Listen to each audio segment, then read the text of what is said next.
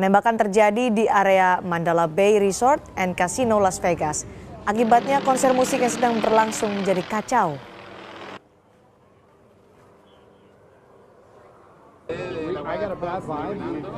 Berdasarkan keterangan kepolisian setempat, para pelaku menggunakan senjata otomatis. Pelaku menyerang korban dari jarak 20 kaki yang tengah menyaksikan konser festival musik.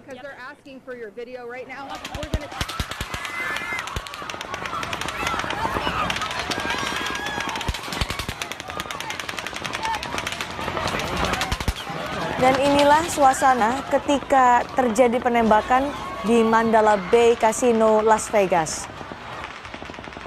Pelaku diduga menembakkan peluru dari atas mengarah ke kerumunan penonton konser musik.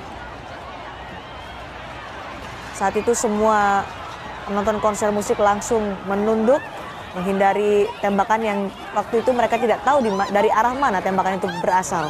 Dan polisi Amerika Serikat masih menelusuri apakah pelaku penembakan ini seorang diri atau berkelompok.